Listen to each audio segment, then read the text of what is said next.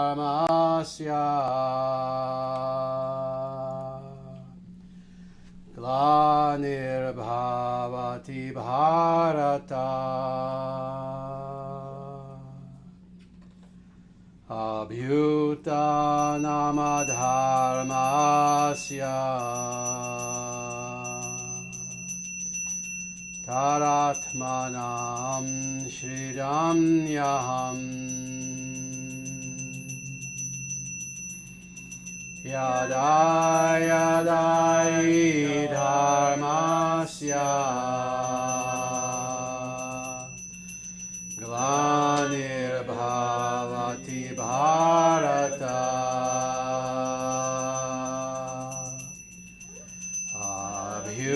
Abhyutanama Dharmasya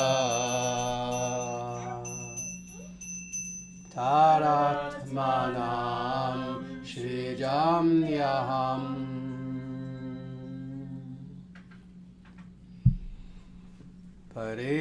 Paritranaya sadhunam Vinashaya chadushkritam Dharma Sangstapanarthaya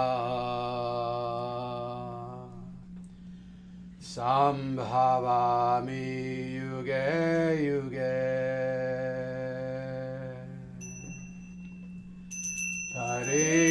Paritranaya sadhunam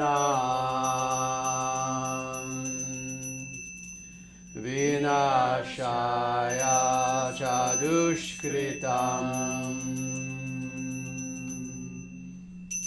Dharma Sangstapanarthaya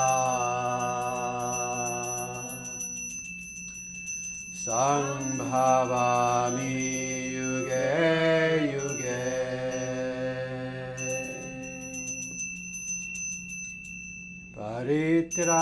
Paritranaya sadhunam Vinashaya chadushkritam Dharma Sangstapanarthaya Sambhavami Yuge Yuge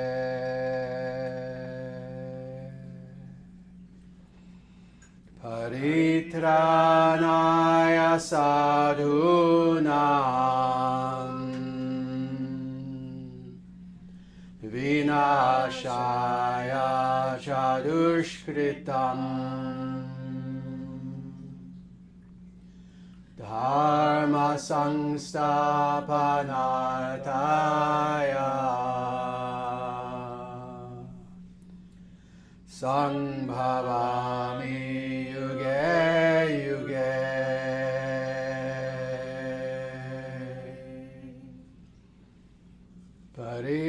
Paritranaya sadhunam Vinashaya chadushkritam Dharma Sangstapanarthaya Sambhavami Yuge Yuge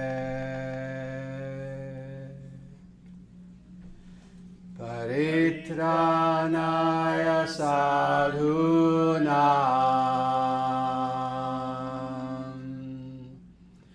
Vinashaya chadushkritam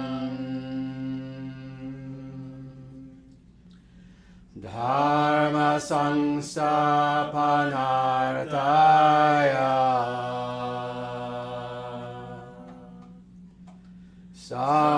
Sambhavami Yuge Yuge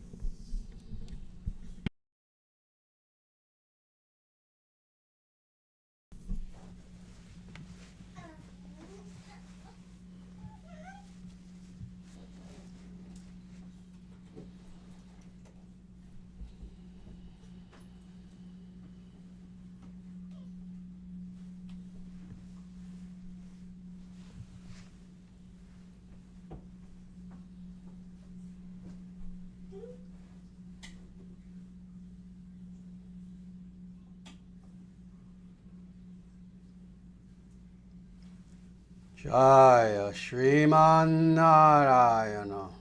Jaya Shriman Narayana. Jaya Bhagavan Shri Krishna. Jaya Bhagavan Shri Krishna. Jaya Shri Guru. Jaya Shri Guru. Sanatana Dharma Jayate. Sanatana Dharma Jayate. Dharma Rashtra Jayate. Dharma Rashtra Jayate. Surya Vangsha Jayate. Surya Vangsha Jayate. International Sanatana Dharma Society Jayate. International Sanatana Dharma Society Jayate. Om Shri Mahalakshmi Namaha. Om Shri Saraswati Namaha. Om Shri Durgaye Namaha. Om Shanti Shanti Shanti Om.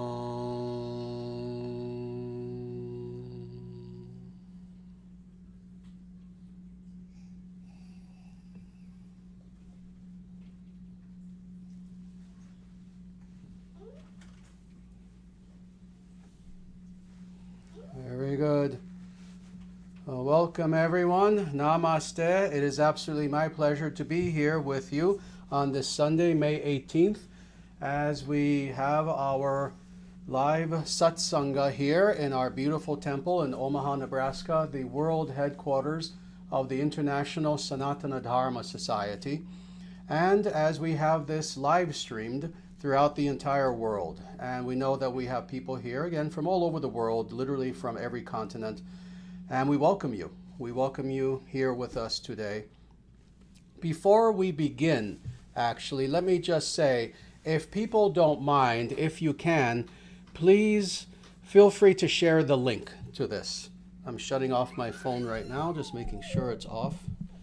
Please feel free to share the link. It's not too late. If you are on any social media whatsoever, if you're on X, if you're on Gab, if you're on Facebook, etc., etc., etc., please feel free to share the link, because what we are going to be doing today is something indeed very special. How many times have people heard me say that? Many, many times, because indeed, very often we do things on this live stream. We do things that are quite special very often, meaning that we comment on scriptures, on verses from scriptures that are rarely commented upon. You know, I've said this before. Everyone comments on Bhagavad Gita, which is of importance. The Bhagavad Gita is certainly one of our most sacred texts imaginable. But everyone comments on Bhagavad Gita. Everyone comments on the Srimad Bhagavatam. Everyone comments on at least the major, not everyone, but some people comment on the major Upanishads. Not the lesser known Upanishads necessarily. But very few people comment on the sorts of Vedic scriptures that we often comment on. Oh, we also comment on Bhagavad Gita, Srimad Bhagavatam, all of the better known works, etc., Yoga Sutras, etc. But in addition to commenting on these better known works, we have been known on the Dharma Nation channel to comment on sacred Vedic texts, some of which even some people who are extremely conversant with Sanatana Dharma, what to speak of having been taught about, some texts of which people have not even heard. Well, we're going to be doing something similar today. And it's not so much that this is a text that people have not heard of. People who know Sanatana Dharma extremely well have heard of the Devi Bhagavata Purana. But very few people have read it. And I don't say that lightly. I have known actually some individuals, indeed I studied under them at Loyola, at other places as well. There are some professors who I know, who I have known, who today in 2025, 30 years after I've known them, are now considered to be some of the greatest academic authorities on the Devi Bhagavata Purana. And I'm not going to mention their names. If you look up scholars on Devi Bhagavata Purana, you'll come across them. Some of these people I personally studied with and I have known them, actually. When it comes to the Devi Bhagavata Purana, this is a work that I am personally supremely aware of. Indeed, the first time that I read it, and I have to estimate slightly, was maybe around 1996, something like that. And at the time, I read both the full English translation of this work, but I also had the benefit of having the Sanskrita, the original, with me as well. I was a student, a graduate student at University of Wisconsin, and the main library there for graduate students had everything Vedically. And I mean everything. I mean all the scriptures, both in the Sanskrita and the original, in many cases translations as well. So I was very fortunate that I had the opportunity to delve very deeply for the first time into the Devi Bhagavata Purana, again, around then. And I did research for a paper that I would write in approximately 1997, I think, a year later, that then became the book that you see here next to me, the Shakti Principle. And in the Shakti Principle, indeed, I use many of the concepts of the Devi Bhagavata Purana. Indeed, I quote it several times in the Shakti Principle. So if you want to go even deeper into what is the nature of Shakti itself, what is the nature of the Devi Bhagavata Purana, please get my book, The Shakti Principle. But all that being said, again, it's a work that I'm extremely familiar with, both in the English and the original Sanskrita, because even in 1996, I actually knew Sanskrita quite well. At that point, I had been studying it on my own for maybe 15 years. Plus, I had studied with a great scholar, a great authority, what's called the Ashtadhyayi, which is the traditional Sanskrita grammar book on Sanskrita.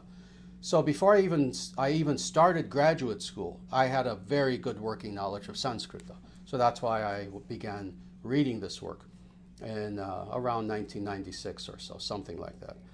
Now, before we dive into what we're going to do, first let me explain to people what it is that we're going to do. We are going to make this into a multi-week series. Let me warn people now. We're not going to be just doing a commentary on Devi Bhagavata Purana just for this week. Rather, this is going to be multiple weeks. How many?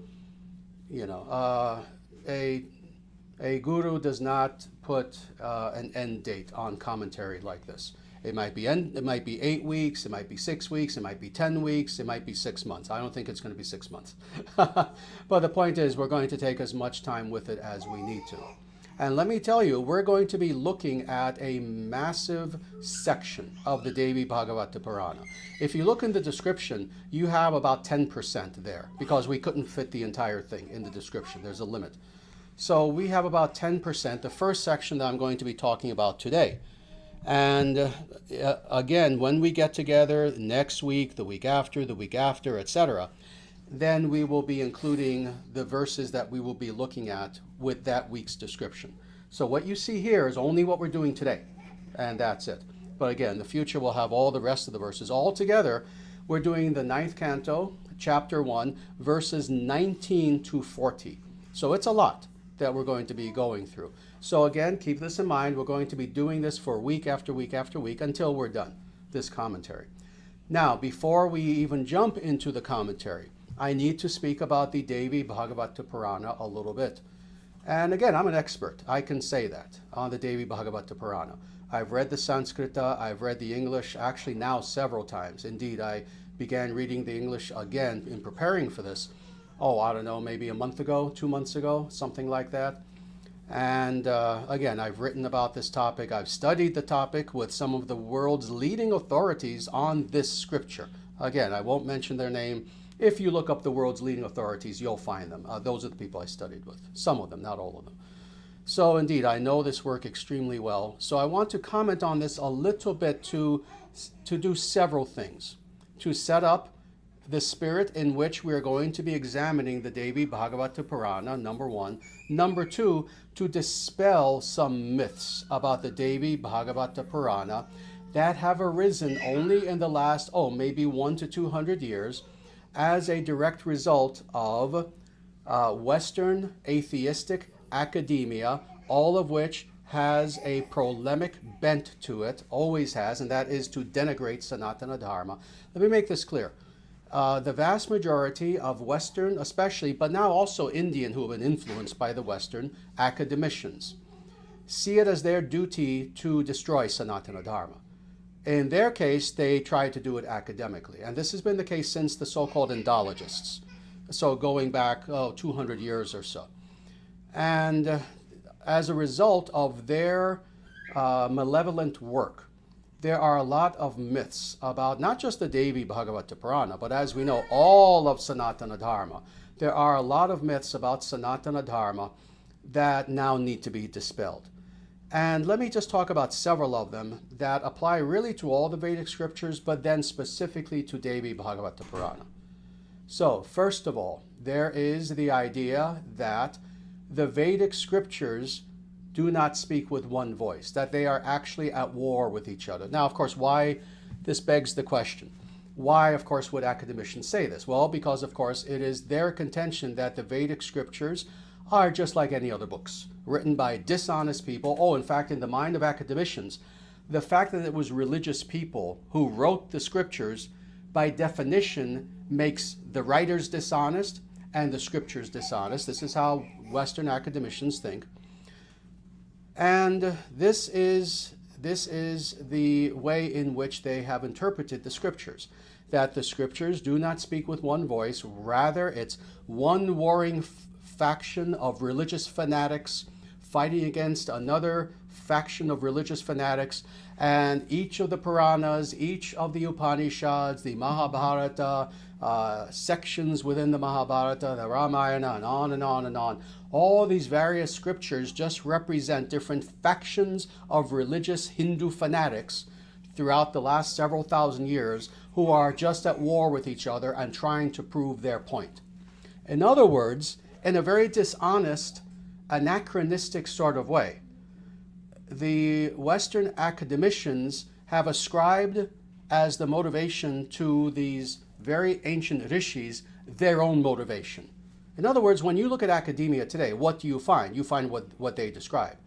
That is petty individuals who will just engage in polemic pursuits to battle each other. Well, this is my opinion. No, you're wrong. This is my opinion. No, you're wrong. This is my opinion. This is what modern academicians do, ad nauseum. So as a result, of course, they take their own ill motivations and they try to ascribe them to the individuals who are responsible for revealing the Vedic scriptures. So this is the first thing that they do, is they try to pretend that, the Vedic scriptures are all full of contradictions, full of my opinion, I think this one is the supreme being, I think this one is the supreme being, and that they have warred with each other. This is the first mistake that, again, has arisen from atheism. Now, what is, of course, supremely sad about this is that for the last 200 years now, as a result of neo-Hinduism, as a result of the New Ageification of so-called spirituality, as a result of intellectual lethargy on the part of individuals who even try to read these scriptures, many individuals who claim that, yes, I am Hindu, मैं हिंदू हूँ, I am a follower of this yoga, that yoga, etc., they have taken that view seriously, and they believe the same thing. The second thing I'm going to say is this, and we have an entire video on the Trimarga that came out years ago in which I speak about this. There has been, for the last several hundred years, also portrayed a false war between what is called the Trimarga, that is Vaishnavas, Shaivas, and Shaktas. And this also is something that this idea was pushed and pushed and pushed by Western modernist atheistic scholars. And now, of course, it also is something that many so-called Hindus will also believe, and which is not true. And that is that these three paths are eternally at war with each other, and that has always been the case historically. I have shown, I haven't argued, I have shown via the scriptures that the further you go back in the quote-unquote history of Sanatana Dharma, what is the history of the eternal? But in any case, the so-called history of Sanatana Dharma, what you see is that the further back you go, these three so-called sects, they're actually marga, they're actually paths, of Sanatana Dharma were more and more harmonious the further back you go. And it's only been, especially in the last several hundred years, that we have seen real contention between these three different margas. Not surprising, considering that it is the Kali Yuga.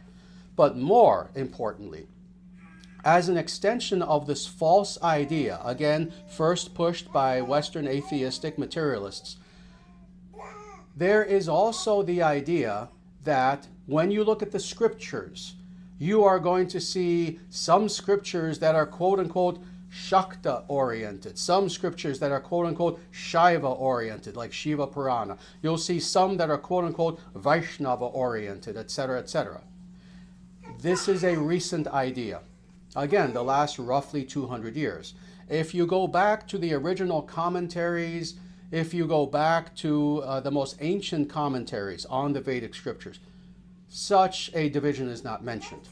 Oh, it's recognized, it has always been recognized that, oh yes, there are Shaktas, individuals who follow the Shakti Marga, etc. There are Shaivas, etc. That's always been recognized. But it's been recognized in the same way that some people are Italian, some people are French. It's not a big deal. It's a matter of emphasis, not sectarianism. Again, the further back you go. So it's interesting how, again, for the last several hundred years, the Devi Bhagavata Purana is often termed a Shakta scripture. That is not true. Its emphasis is Shakti, but it is not a Shakta scripture in this anachronistic sort of idea that people have today. That, oh yes, there is the sect of the Shaktas, and this is a scripture that belongs only to the Shaktas, supports their conclusions, etc., etc., etc. This is not true. Rather, again, as I've been trying to emphasize, and which every Acharya of the true antiquity understood, the Vedic scriptures speak with one voice. To the point where I have said, and again, I'm not alone, I'm not talking about people in the last necessarily 100 years, but the last several thousand years, and going back thousands of years, all these scriptures speak with one voice. The Devi Bhagavata Purana is not a Shakta scripture. The Shiva Purana is not a Shaiva scripture. The Srimad Bhagavatam is not a Vaishnava scripture. Rather, they are all scriptures of Sanatana Dharma, and they work completely in harmony and unity. More, their understanding of the nature of the Absolute, the nature of Dharma, the nature of Sanatana Dharma, and the nature of reality are all the same. Again, this is sad. I have to bring this up very practically because it's a fact. Because again, I know, unlike most people, I actually do know, because I've been on this path for 50 years. I have studied it for my own edification. I've studied it quite literally, working on my PhD, etc. And I know many of these so-called players, whether it's in academia, whether it's individuals who are practitioners, etc. And let me tell you, as is true for most of the especially larger works of literature, quote unquote, in the Vedic Shastra, very few people have actually read the Devi Bhagavata Purana. Oh, people will quote from it all the time, and again, the internet is a great blessing and it's a great curse, because you can find quotes from any scripture now and grab that from the internet and put that in some article you've written, and now people think, oh yes, this person must have read all of the hundreds and hundreds and hundreds of pages of the Devi Bhagavata Purana. The Devi Bhagavata Purana is 18,000 verses. It's not some tiny little thing. I forgot to bring mine from downstairs, unfortunately. I have a copy in the library. But in English translation, the width is about this big. And what I've seen is that indeed, even many people who they will claim to be Shaktas, and I've spoken with some of these people. Oh, yes, yes, yes, yes. Oh, according to the Devi Bhagavata Purana. Excuse me, I'm sorry, before you go on blathering, have you read the Devi Bhagavata Purana? Oh, I've read, I know, I've read verses. No, no. Have you sat down and read the Devi Bhagavata Purana from the first word at the beginning to the last word at the end and everything in between, and taking your time with it, just in English alone? And then the number of individuals who will look at me square in the eye, not their eyes darting because they're lying, straight in the eye and say, oh yes, yes, I have sat down and read the entire thing and contemplated it, is minuscule. And this is the reason why, indeed, some people will claim some things about the Devi Bhagavata Purana. They will claim, for example, that the Devi Bhagavata Purana says that Devi, quote unquote, the Maha-Shakti, the great Shakti, there are many, many names that are used in the Devi Bhagavata Purana, is the ontological supreme being. To the point where Krishna, Vishnu, Narayana are all servants of the great goddess. They'll tell me this with actually zero proof from the Devi Bhagavata Purana. Now, again, I've read the Devi Bhagavata Purana twice now, only twice, because it's a massive work. And again, I first read it in 96, and then I read the Sanskrit, I guess 3 times, and then I read the English again. And I have quoted from it again and again and again, including in the Shakti principle. And let me tell you, the Devi Bhagavata Purana is clear that when it comes to who is that which is the source origin of all reality, it is, and the Devi Bhagavata Purana will use various names, but all pointing to the same tattva, Vishnu tattva. The Devi Bhagavata Purana will say Krishna, it will say Vishnu, it will say Narayana, etc. The Devi Bhagavata Purana is clear on this. All the Puranas are. Again, this is why I was emphasizing what I said before.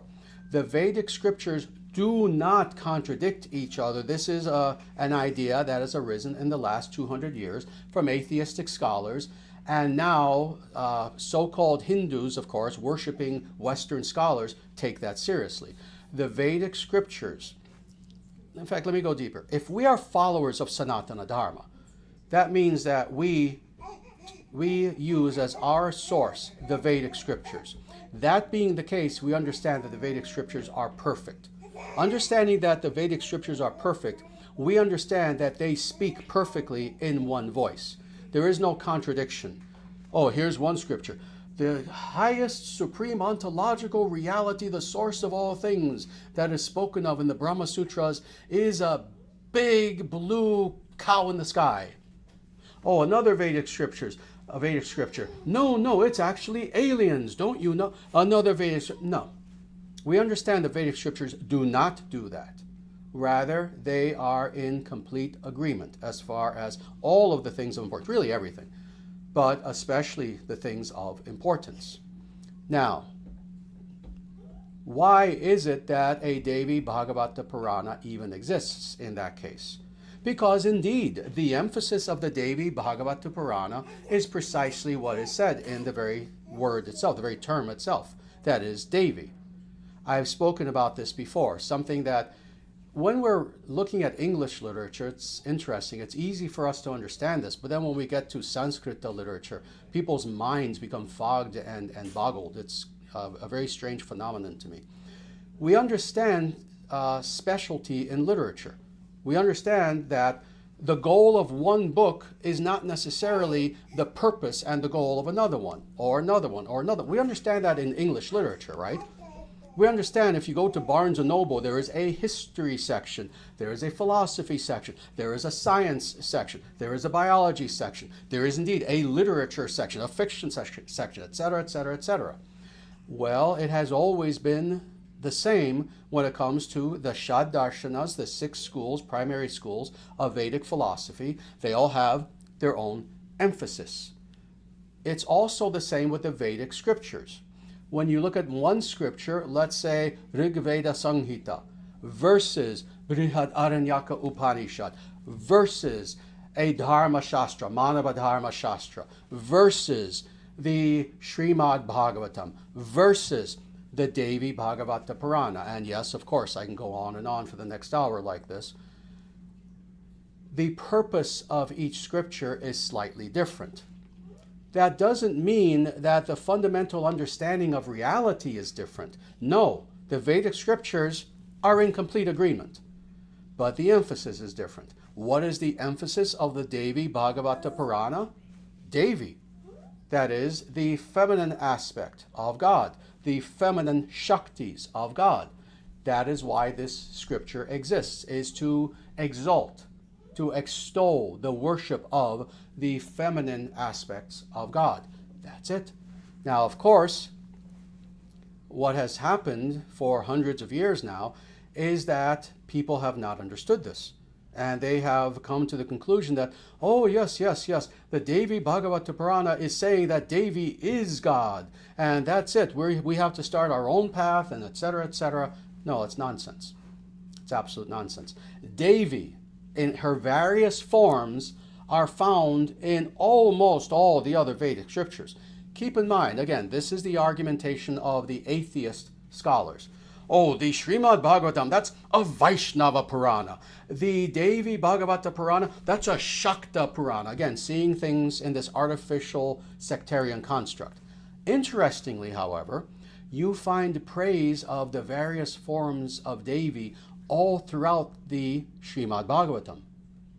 And then more, as I said a short time ago, you find praise of Krishna, Narayana, and Vishnu. And not just praise, not just, oh yeah, they're okay too. No, that they are the supreme. You find this in Devi Bhagavata Purana. So again, these scriptures are not at odds with each other. They are in harmony with one another. Now again, what is the proof of all this? Oh, show me your source. Show me your source. The source is the scripture. The source is the Devi Bhagavata Purana. Again, feel free to get my book, The Shakti Principle, where I quote it. I quote actual verses that extol Krishna specifically in the verses that I did. There are other verses that use Narayana, Vishnu, etc. But the verses that I quoted, the Devi Bhagavata Purana extol Krishna as the source of Devi, etc. And it literally says that Devi is the Shakti of Krishna. That is the conclusion of all the Vedic scriptures. For individuals, again, who have watched the live stream for 4 or 5 years that we've been doing this, who have been watching our YouTube videos for 17 years, who have been following my teachings for 35 years, you have seen that we emphasize this same fact again and again and again. Indeed, one could say, and it would be true, the teachings of the International Sanatana Dharma Society are completely in concert with the totality of the Vedic scriptures and with the Devi Bhagavata Purana. Wait. The Devi Bhagavata Purana being properly understood, not understood in accordance with false theories that have arisen in the last 200 years, but seen on its own terms. So thus, I am not commenting on a Shakta scripture. I am commenting on a scripture of the Veda Shastra, the Vedic literature, as we comment on this for the many, many weeks to come. All that being said, now let us comment on these verses, actually. Again, this is just these are the beginning verses. And I'll just read this as a whole, even though there are several verses here.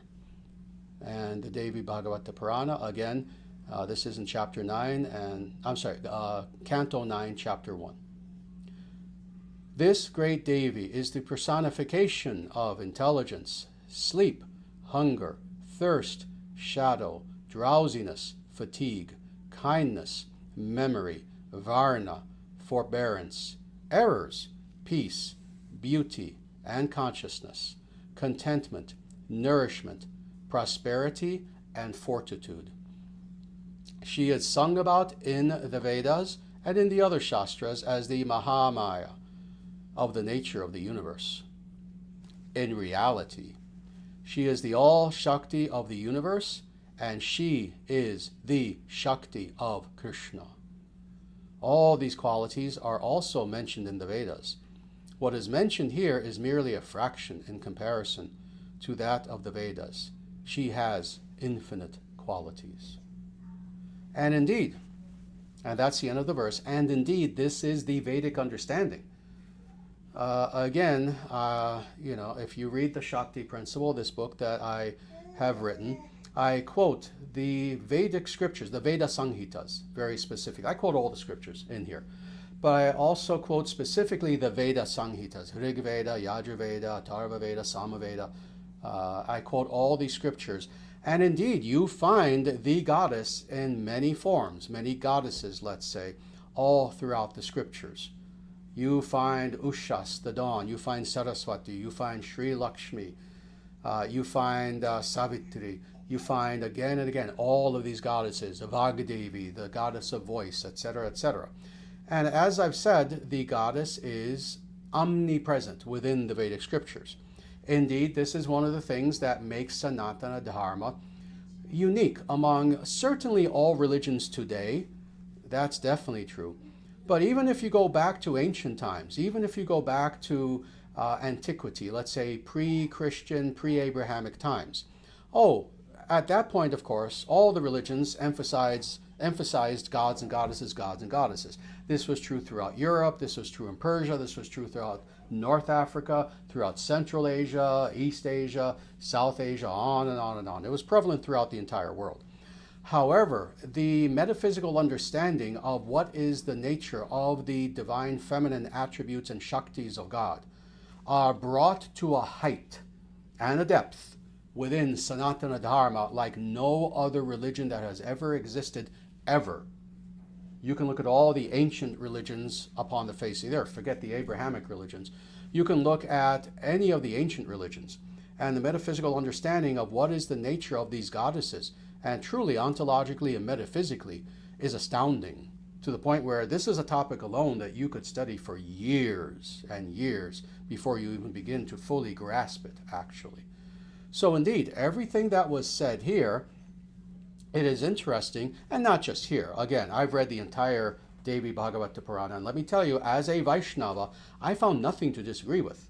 On the contrary, every single word I saw, every single statement, again, properly understood, and especially if you know the Sanskrita, I saw it as being in absolute harmony with Vaishnava Dharma in every way. So let's go through this very quickly, and truly quickly, because again, we're going to go on for weeks. So the first sentence that is here, I'm not going to comment on every single thing, intelligence, sleep, hunger, etc., because then we would be here forever. But let me just say that the reason why indeed there is this list of various ways in which goddesses, let me state this in the plural, manifest themselves is because indeed goddesses are omnipresent. And for all of these various things that are listed here, there is a goddess who is the presiding deity of that specific attribute, element, etc. So indeed, what basically this is saying is that you can find goddess everywhere. A goddess of this, a goddess of that, a goddess of intelligence, of contentment, of consciousness, of beauty, etc., etc. And indeed, within the Devi Bhagavata Purana, many of them are listed. Not all, interestingly. Many are listed, and I say not all because it would be too difficult to list literally all of them. The Devi Bhagavata Purana gives a summary of what is the nature of goddess and looking at some of the more important ones, but not all of them. But indeed, that's what this first sentence is attempting to say here. Now let's go on. She is sung about in the Vedas. Let's stop there for a moment. And indeed, this is the case. We have Sri Sukta, we have so many hymns to goddesses. We have hymns again to Ushas, to the dawn, beautiful hymns. We have hymns to Saraswati that are found. We have hymns to Bharati. We have hymns to Gayatri Devi that are found in the Rig Veda alone, what to speak of all the other scriptures. So indeed, the feminine aspect of the absolute is something that is celebrated throughout the totality of Sanatana Dharma. So that is what this is saying. But let's go on. She is sung about in the Vedas, and in other Shastras as Mahamaya, of the nature of the universe. Now let's speak about that for a moment. Mahamaya. What is meant by Mahamaya? Mahamaya, and how do we know this? Again, because before and later in the Devi Bhagavata Purana it explains this, but also throughout all of the other Vedic scriptures it explains this as well. Mahamaya is one of the Shaktis of Narayana. And what Mahamaya is that power that has the ability to create from that which is not. Very simple. To create from that which is not. So this is one of the aspects, indeed, of one of the Shaktis of Vishnu, Narayana himself. And again, this is mentioned in hundreds of verses throughout the totality of the Puranas especially, but also a little bit in the Mahabharata and other places as well. So this is one of the primordial aspects of what the Devi Bhagavata Purana is focusing upon as the great Devi, the Mahadevi, the great Devi, is that what is one of her primordial aspects? That she is a Shakti that belongs to, that is literally owned by Narayana, and that has this very specific function. That she has the ability, by the will of Narayana, to take something which is not and make it appear as if it is. Now, why is this an important power of God? Why is it that this is a very important power of Narayana specifically? This is how the material world is created, and this is how the material world functions. The material world is here for really one purpose. No, let me take that back. Two purposes. First of all, to glorify God. That's the first purpose. As yucky, as weird, as beautiful, as good as the material world is, it is a glorification of the power of God, that it can even be here. But secondarily, another purpose for the material world being here is that it is here such that individual Atmans who fall into what? Maya, can come into this world and fulfill their fantasies. That's why the material world is here. And they can fulfill those fantasies until they have final liberation. All that being the case, one of the most important aspects of this great Devi, this great Mahashakti, Mahadevi, is that she is the very Shakti, the very power of God, such that the material world can function as it does. So thus the last clause, that she is of the nature of the universe. Very good. So now we understand this. This is indeed the nature of Shakti as Mahamaya, that she is of the nature of the universe. But now let's go on. And this is truly the important part. In reality, now let's pause there for a second. Again, I've looked at the Sanskrit. I seriously looked at it around 1996. In preparing for this, I looked at it a little bit more. And when I say a little bit, all I mean is I didn't reread the entire Devi Bhagavata Purana in Sanskrit. I already did that once, and that was not easy. But I looked at, again, bits and pieces. When it is correctly translated here, actually, as in reality, what it is saying is this. Again, I've said this before. Every single word in the Vedic scriptures is of importance. The Vedic scriptures don't just throw in words because they're lazy like a lot of people do today.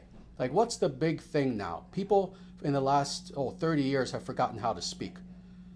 Whereas in the past, someone would speak very clearly. Oh yes, I do indeed believe that it is the case that when the sun rises, there tends to be tremendous brilliance within the universe.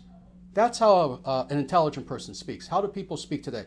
Well, it's like, I don't know, when the sun comes up, and they go on and on and on with filler words, noises, etc., etc. That's not how the Vedic scriptures speak. So when you see a little thing like this, it begins with in reality. In the mind of the modern reader, they think it's just filler. It's like someone saying, no. This has meaning. In reality, in other words, what this is saying is, all right, you just heard the preceding sentence extolling how wonderful the great Devi is. Now what it's saying is, true, but in actuality, That's what's meant by in reality. Let me go deeper and let me explain to you what the great Devi actually is. And now let's look at this. In reality, she is the all-Shakti of the universe. Now, this is important because, again, people have read the Devi Bhagavata Purana, often not even due to their own fault, but they will take a lackadaisical kind of approach to reading it. They don't really listen to every single word of every single clause of every single sentence. They just read it quickly, and they will interpret it as they wish to interpret it, as the fantasies within their mind wish to interpret it, instead of actually looking at this. In reality, she is the all-Shakti of the universe. Now again, a lazy person will say, oh, the all-Shakti, what does that mean? Oh, I guess it means she's God. Oh, that's what all-Shakti means. No. These are technical terms that actually have meaning in the Sanskrita, in accordance with Panini, and in accordance with the original Sanskrita dictionaries. It has actual definitional meanings in accordance with the actual Vedic literatures, etc. When you say Shakti, when you say energy, it's understood in Vedic metaphysics, and this is true both when it comes to language, Vedic linguistics, as well as actual real philosophy. It's understood that there are two aspects in which we are to understand the term Shakti. There's Shakti and Shaktiman, and both must be present at all times. What does this mean? Shakti is the energy, pure power.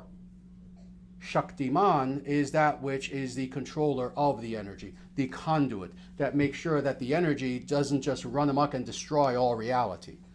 This has always been understood within the totality of Sanatana Dharma. So thus, when it says here, she is the all-Shakti of the universe, the question is, what does it say? She is the all-energy of the universe. The question is, who is the possessor of the energy? Who is the conduit? Who is the owner of that energy?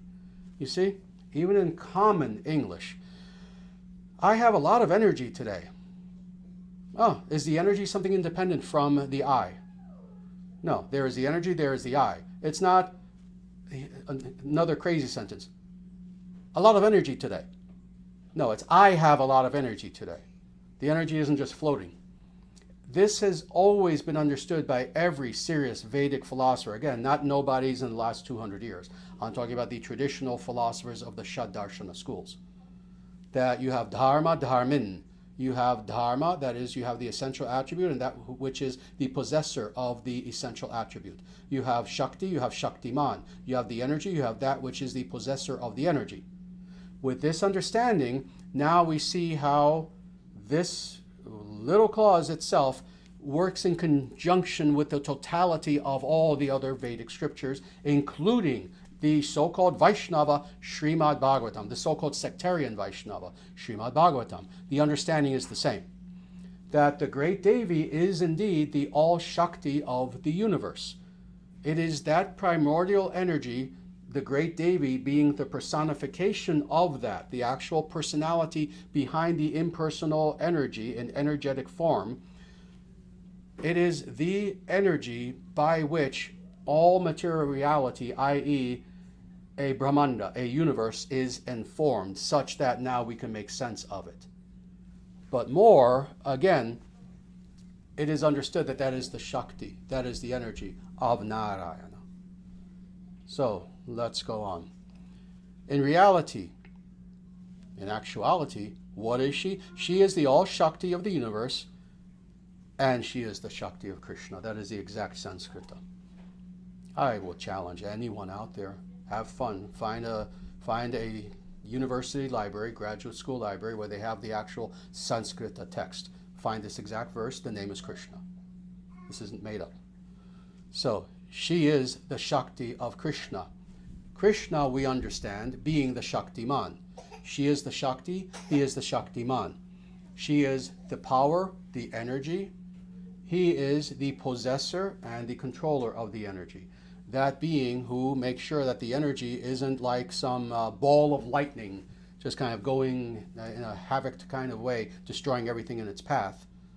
but it is Krishna, it is Narayana who makes sure that that energy is now used in such a way as to bring about a sattvic condition, order, dharma, rather than its opposite, anarchy, disorder, chaos, adharma.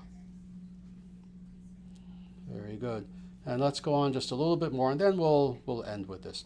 But again, we're understanding this so far, I hope. This is exact quote from Devi Bhagavata Purana, and it's making it very clear. What is the nature of the great Devi, the great Shakti, whatever you want to call her, exactly the same as what all the other Vedic scriptures say.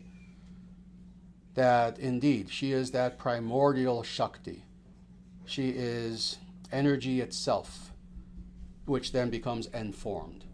All the scriptures say this, but she doesn't just exist on her own like a crazy ball of lightning crashing into things and destroying things.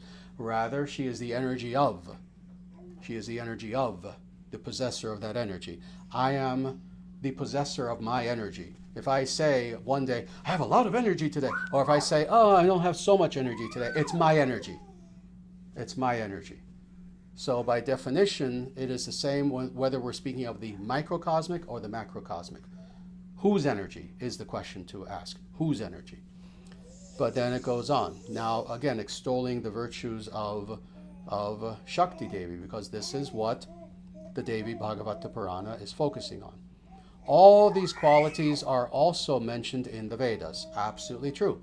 And indeed, again, I'm sorry to keep going back to my book, but my book is basically almost a summary of the Devi Bhagavata Purana.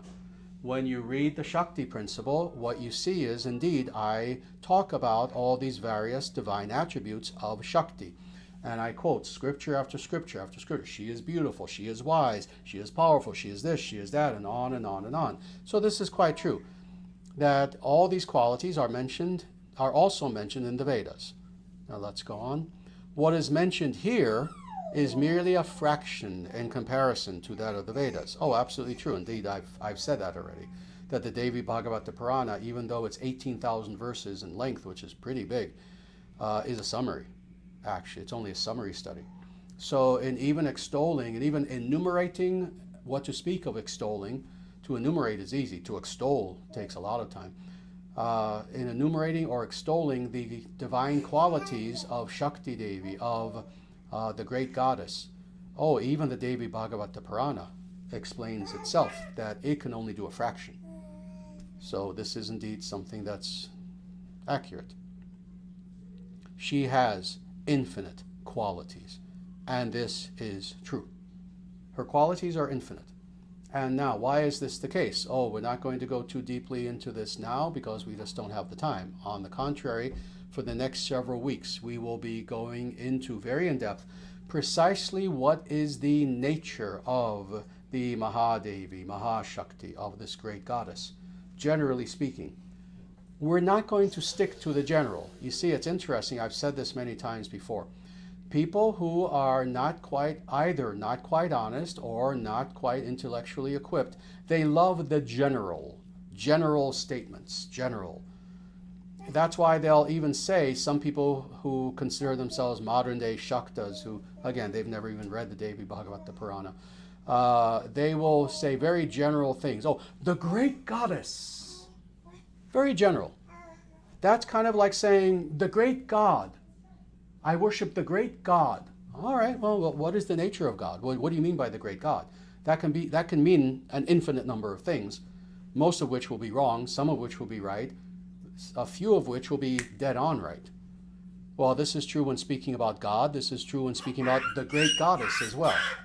So it is a matter of, indeed, particularity, being as specific as humanly possible. This is how we understand the nature of the Absolute. So, indeed, we're going to go very, very, very deeply into this. One last thing I need to say. I meant to say this in my beginning statement, my introduction to commenting on the Devi Bhagavata Purana, but the way I speak is primarily extemporaneously. Like right now, I don't have notes anywhere or anything.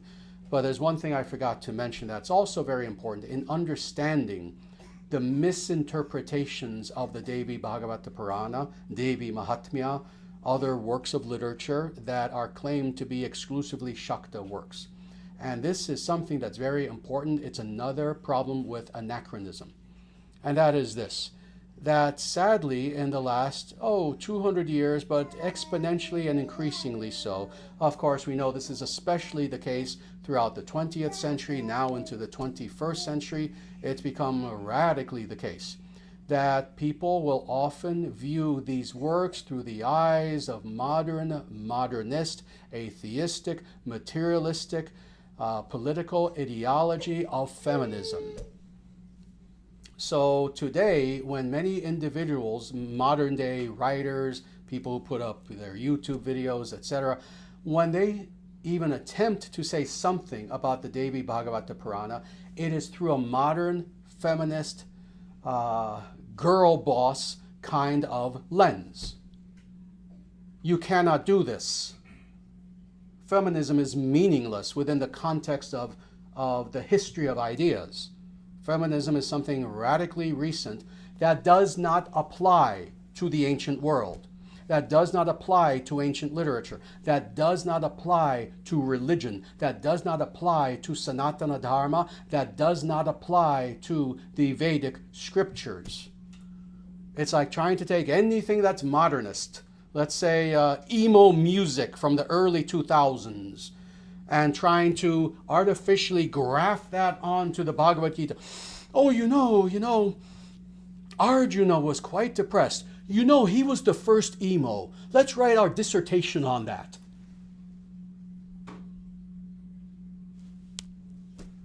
In the same way, to try to see the Devi Bhagavata Purana as something extolling the superiority of women, of the feminine. You see, women are powerful. That is not only the last thing that is in the mind of the individuals who wrote the individual who wrote the Devi Bhagavata Purana, because it was written by Veda Vyasa. Not only was it the last thing, it was not even a thing. It did not exist. Feminism is an artificial modern construct which, when we try to take it and artificially, dishonestly graft it onto ancient literature, it is guaranteed that we will now misunderstand that Vedic literature. The Devi Bhagavata Purana is not an ancient work on feminism. I need to make this more clear. The Devi Bhagavata Purana is not a work on feminism in any way whatsoever. We need to rid ourselves of this, again, anachronistic sort of artificial grafting. You understand what's meant by anachronistic, that you take an idea that obviously belonged to one era and you try to artificially lie and pretend that, oh yes, people in a different era also understood this. It would be kind of like saying, oh, the ancient Romans under the Roman Republic, previous to Christ, they all walked around with iPhones. That's an anachronism. No, iPhones belong to 2025, not 400 BC. That's an anachronism. In the same way, to take modern ideologies that didn't even exist 200 years ago, and to say that, oh, that's what Vyasa was actually speaking about. He was a feminist, you know. No, he was not. Feminism did not exist. It's a modern luxury of the decadent modern world with all of our wealth. That's what feminism is. Not something of any great concern to anyone of intelligence. So this is not a feminist document in any way whatsoever. So that was the last thing that I meant to say in my introduction, but now it's in the outro. Very good. So with that, we're a little bit over time, but I do indeed want to see if maybe for just a few minutes we have any questions about anything that I've discussed today, or again, any honest questions that you have about Sanatana Dharma in any way whatsoever, as far as practice, as far as philosophy, as far as any aspect of Vedic literature, anything like this. Please feel free to ask. I will give people half a minute because we are on a little bit of a delay, and hopefully we'll have some good questions. Any good questions here?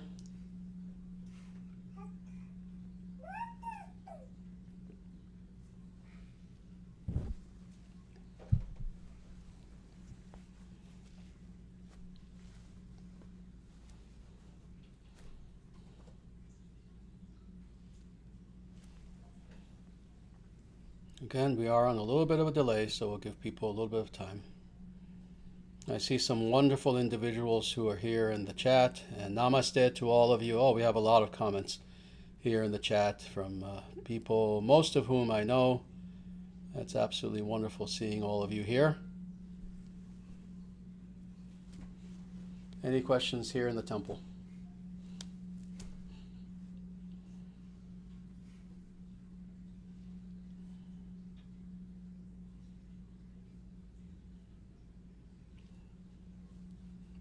Again, I knew that what we would be doing today was something, the verification of which, the significance of which, the depth of which was something very, very special. And indeed, it's not something that everyone is equipped to even comment upon, even ask questions upon.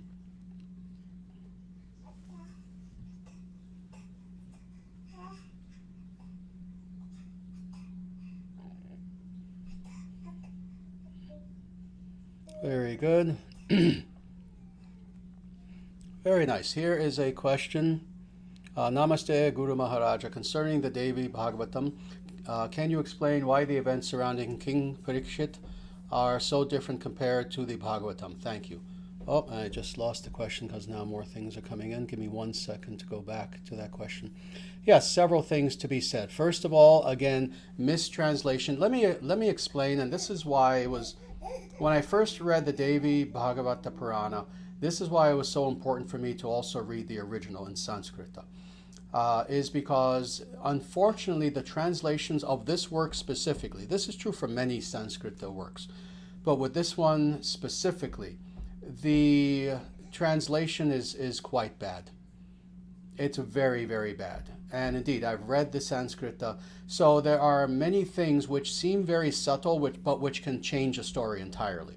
And especially when you're talking about 19th century translators, who was the first translator who translated the Devi Bhagavata Purana. The first translation was, roughly 150 years ago. When, oh my Lord, I could give a lecture on how bad the translations were in the 19th century of Vedic texts, and it's hilarious, some of these things actually. And you see the same problems again and again and again. So just as one example, there will be a text where it's constantly speaking about Brahma, the creator, and the translator will translate Brahma as Brahman.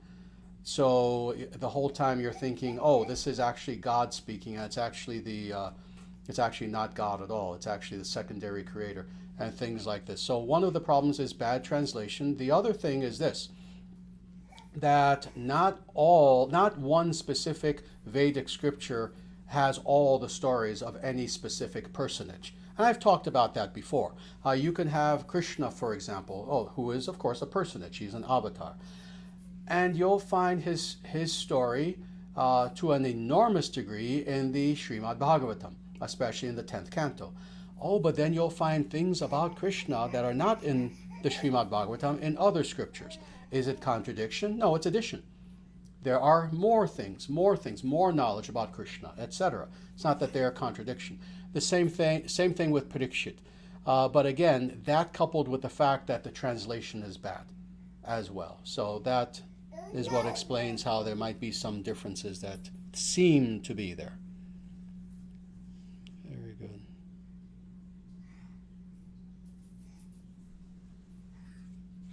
Oh, good. Here's another question, not dealing with the Devi Bhagavata Purana specifically, but a nice question in general. And it is, Namaste, dearest Acharyaji. Will any spiritual progress we make in this lifetime carry over to our next life? I apologize asking you if you already answered this question in public before.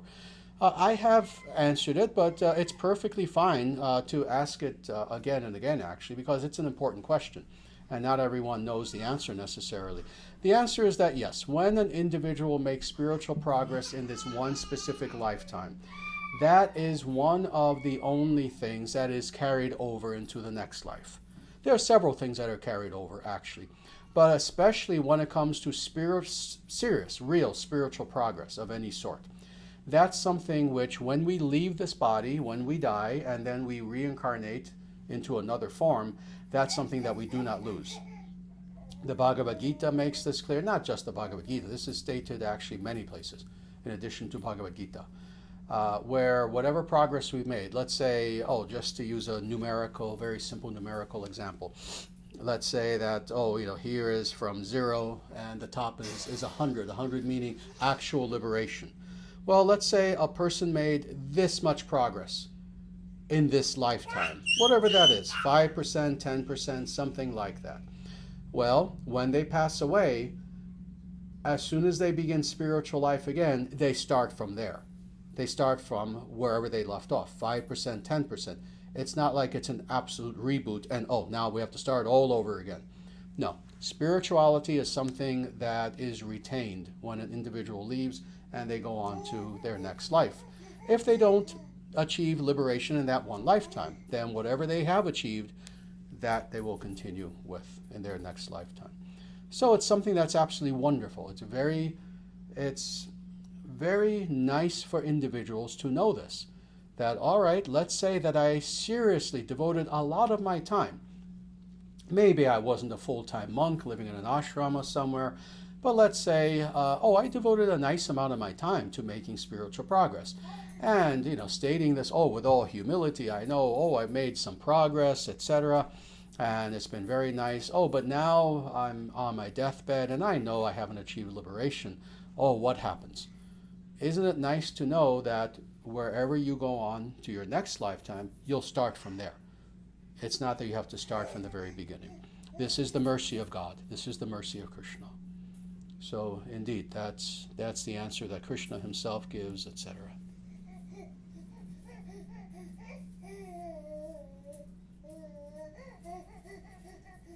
Very good. Very nice. Let me answer this question, and it is, how does one get power from the Sudarshana chakra? And again, this begs a question. What do you mean by get power? You see, and first I'll talk about this for a minute, and then I'll answer your question directly, actually. But let me talk about this just for a moment, and please don't see this, the person who asked the question, as directed toward you in any way. I'm sure you're asking the question in absolute sincerity. I am answering the question for the thousands of other people who are going to hear this. When one speaks of, quote unquote, getting power in any spiritual sense of the term, we need to be very careful with our motivation and what do we mean by that. Again, this is a modern idea especially. No, you've actually always had this idea. But it was a minority of more selfish individuals who really ran with this idea. Today, this is sadly a truly enormous misunderstanding that so many people have about spirituality. And that is, the reason why you practice spirituality is to get a power. Get a power. This is why the left-hand path people are infantile. They're truly children in adult bodies, very, very scrawny bodies. Not very muscular, very scrawny bodies. But they're left-hand path people are children in adult bodies, seemingly. But also New Age people and other individuals who think that, yes, I'm going to practice what I call spirituality in order to gain some kind of power. And power, why? Even then, of course, the question has to be asked, is there something wrong with, in itself, gaining power? Not necessarily. Indeed, you can gain power in many ways. You go to work so you get money. Money is Lakshmi. It's wealth. It's a power. It's a Shakti. You can go to the gym. Why? You want more physical strength, etc. You can do all these things in a sattvic way, in a good way, such that you'll use what you have, the abilities, the power, the Shaktis that you have in order to do good, or you can use them just selfishly. So, of course, this is why we have to truly think about this. Why do we wish to use this power? Is it just an extension of the materialistic power that people have in this world, like an evil, corrupt politician? I have power. I have money. I know a lot of important people. I've got connections. Is it that kind of a worthless power? Or is it something in which, no, I wish to indeed have more and more talents and skills and powers such that I can do good in the world? So again, this is why when an individual says, get power, even spiritually, we have to understand what is meant by that. So all that being said, let us make the assumption that what you mean by get power, how does one get power from the Sudarshana chakra? Let's assume that you mean this in the best of senses. That is, that you indeed want to have the benedictions of Sudarshana chakra such that then you can use those benedictions in the form of quote-unquote power to then serve God selflessly. That being the case, the way that you can have the benedictions of any divine being, any god, any goddess, Sudarshana chakra, indeed, any even somewhat more impersonal kind of Shakti of God. And Sudarshana chakra is indeed one of these, in the form of a weapon, actually. It's personified in the form of a weapon, but also as a person as well. Is that you focus your awareness on that being, Samyama. This is the term that's used in the Yoga Sutras. Patanjali speaks about this. The way that you acquire like nature with whatever it is that you're seeking is via a process known as Samyama. That is, you focus your awareness on it such that you begin to acquire a fraction of the qualities thereof. That's yoga. Again, there are multiple verse after verse after verse after verse in the Yoga Sutras where Patanjali speaks about this process. And he speaks about this in terms of many things, but including one's Ishta Devata. So you wish to have the let's say, instead of power, let's use this nicer term, the benediction of Sudarshana chakra. You meditate upon. Indeed, you use dharana, dhyana, and samadhi. Those together are called in the Yoga Sutras Samyama. Those three done simultaneously upon the object of worship, such that you acquire a fraction of the powers of that object of worship. So indeed, this is why there are murtis of Sudarshana chakra. I would say, when you can, I don't know if you're in India, which would make it easier, or if you're in the West, which makes it just slightly more difficult, acquire a murti of Sudarshana chakra. If, let's say, you cannot for some reason, at least have an image, photograph, something of Sudarshana chakra, and practice dharana, dhyana, and samadhi. What together, collectively, all three is called Samyama, spoken of by Patanjali. Focus your awareness on the Sudarshana chakra with humility such that you will begin to acquire the attributes of Sudarshana chakra. That is the process. That's the yogic process in its most authentic form, without anything made up, without new age things made up. That is the process of the Yoga Sutras of Scripture. Good. So I hope that answers your question. Maybe we'll just see if maybe there's one more question I can answer quickly, because we truly are over time. So give me a moment. Oh, very nice. Here's, right immediately after, here's a nice question that actually has to do very specifically with the Devi Bhagavata Purana. And it is Lakshmi or Radha also a Shakti of Narayana? Absolutely, indeed, they are among the primary Shaktis of Narayana. Again, I'm not going to go into this deeply today, because A, in the book, this is what this talks about. B, I have gone deeply in the past, but also C, in the proceeding weeks, I'm going to be going extremely deeply into this. But to answer your question, yes, it is affirmative. It is indeed the case that Lakshmi and Radha are Shaktis of Narayana. And very specifically, Lakshmi being the Shakti of Narayana, Radha Rani being the Shakti of Krishna, etc. But more by extension, the Devi Bhagavata Purana and all the Puranas make this clear, that all of the Shaktis, all of the goddesses, either directly or indirectly, ultimately are the Shaktis of Narayana. And indeed, having said that, now you know what is the actual essential purpose of the Devi Bhagavata Purana. Exactly to explain and to extol the virtues and the nature of the Shaktis of Narayana. Indeed, what is the name, the term for the primary consort, the primary Shakti of Narayana?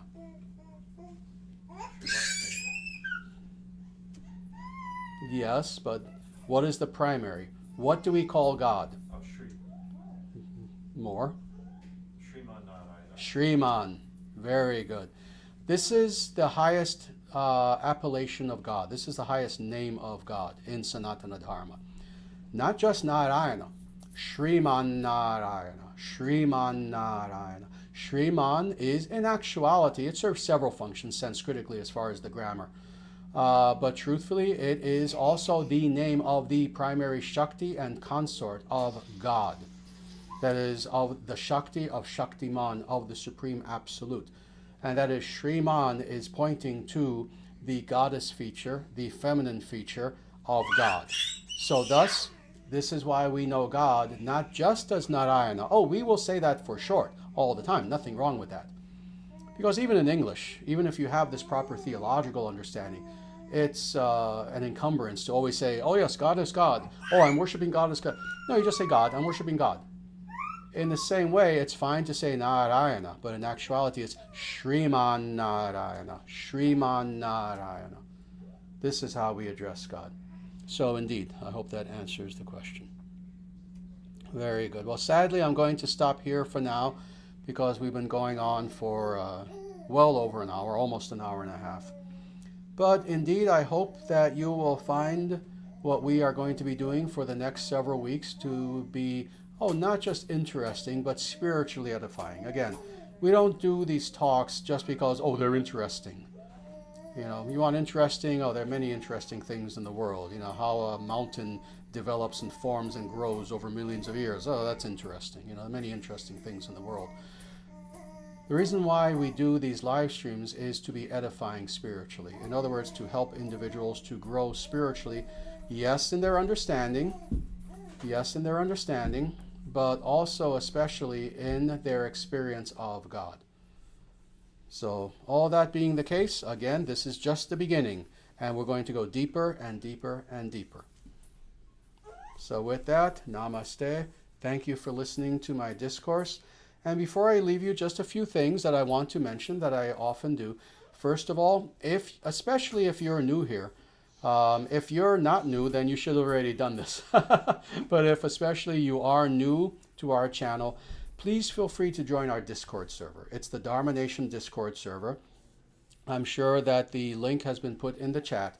And just to remind people, our Discord server, it's basically a discussion forum where many, many things take place. It's both a text chat discussion, but we also have group discussions verbally where you can actually hear, etc.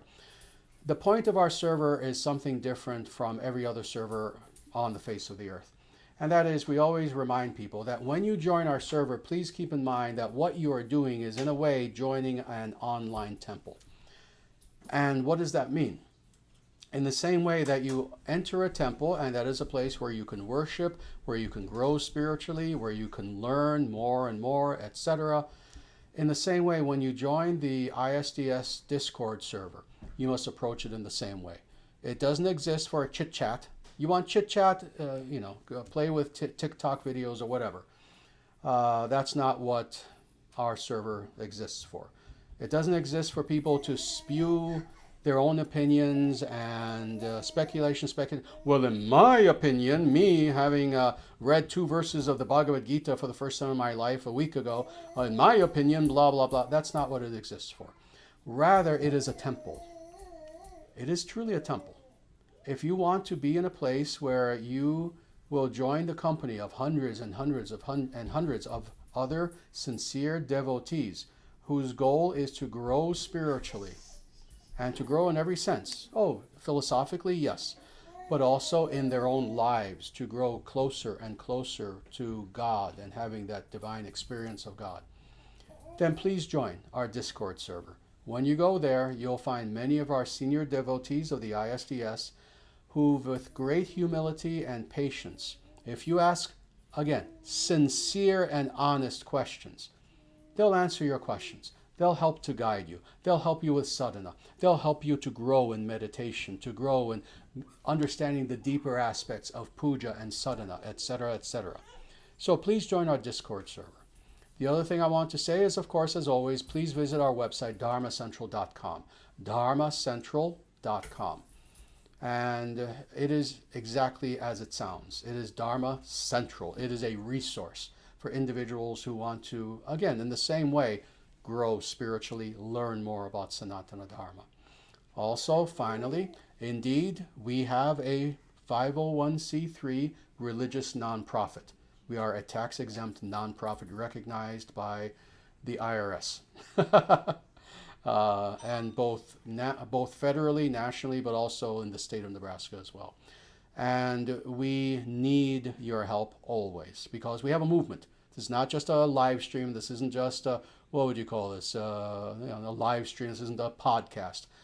This live stream is a tiny aspect of what is in actuality a global movement, a worldwide movement. And we need your help. We need your very practical donations to continue to grow and grow and grow. We are growing. We have been growing tremendously for quite a few years now. But in order to do that, we need your help. So if you can find it within your heart to please donate to the International Sanatana Dharma Society. Again, just follow the same link, dharmacentral.com. And on the menu, you'll see where you can donate. It's very simple. If you can become a monthly tithing member, that's even better, where you simply make a promise to donate a certain amount every month. It can be $5, it can be $1 million, or anything in between. So with that, again, I thank you for being here. Please join us next week, and we're going to look at new verses from the Devi Bhagavata Purana. And again, the number of verses we're going to be looking at the calculation, it's 21 verses altogether, so it's quite a bit. So join us for the next several weeks as we continue with this sacred scripture, Vedic scripture, the Devi Bhagavata Purana. And with that, everyone, namaste. Please take very good care of yourselves. And everyone together. Jaya Shriman Narayana. Jaya Shriman Narayana. Jaya Bhagavan Shri Krishna. Jaya Bhagavan Shri Krishna. Jaya Shri Guru. Jaya Shri Guru. Sanatana Dharma Jayate. Sanatana Dharma Jayate. Dharma Rashtra Jayate. Dharma Rashtra Jayate. Surya Vangsha Jayate. Surya Vangsha Jayate. International Sanatana Dharma Society Jayate. International Sanatana Dharma Society Jayate. Victory, victory, victory to Sanatana Dharma. Evam Bhavatu. May such victory be so. And as we sit here today, second by second, inevitably, that victory is becoming manifest before us.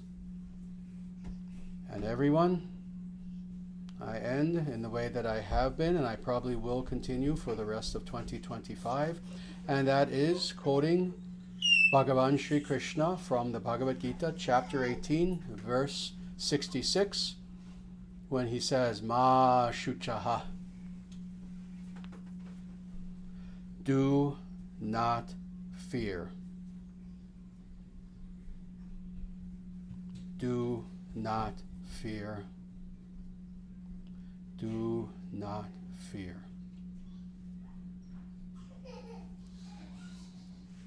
And do not fear for many reasons, including the fact that Vinashaya Dushkritam, evil right now on this date and continuing, is being annihilated from our earth.